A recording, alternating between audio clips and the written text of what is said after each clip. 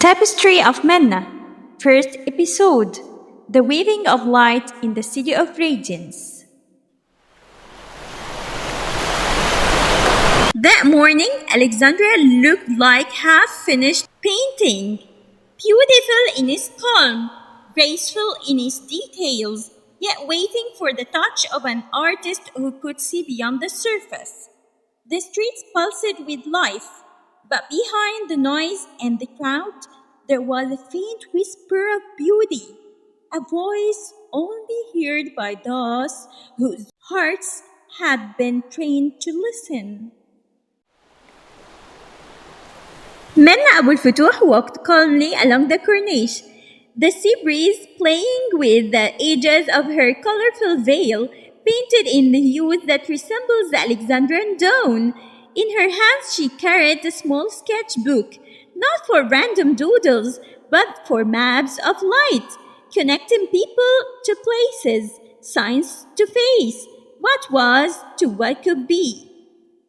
Menna was not just an interior designer, she was a philosopher of human beauty in artistic form. She believed that design didn't begin with walls or furniture, but with the soul of a human being, with inner harmony, mental and physical well-being.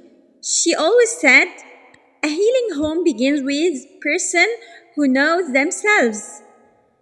Every healthy environment is born from the inner balance that can see beauty before creating it. Menna was working on the design of a new theater in Alexandria, but to her, a theater was never just a building. It was a mirror of the Alexandrian spirit, of the actor, the painter, the writer, the engineer, and the singer, each carrying a spark of the divine beauty, waiting to be discovered and expressed. She saw Alexandria as a grand city that lacked not life but vision, a vision that blends history, imagination, and science to restore its rightful place, a beacon of thought, art, and civilization. Every time she looked at the sea, she imagined the waves carrying messages from the ancients, the wisdom of Varus, philosophy of Greeks, brilliance of Islamic eras, and the soul of the modern Egyptian, all blending into a single color, Alexandrian blue. She smiled to herself and whispered, Alexandria doesn't need to be rebuilt. It just needs to be rediscovered. That day, while she was working in the theater, her daughter Mariam walked in, her face glowing like a new dawn, holding a small colorful notebook that looked just like her mother's. She said shyly, while a spark of excitement, Mama, can I draw beside you today? Menna looked at her daughter and smiled as if in that moment she saw her dream continuing in another small soul. They sat together on the floor, drawing one painting, lines from the mother's hand, colors from the child's, as though life itself was blending wisdom with innocence, knowledge with dream. And in that moment, Menna felt something strange. The air shifted, and the light around them began to shimmer in an unfamiliar way.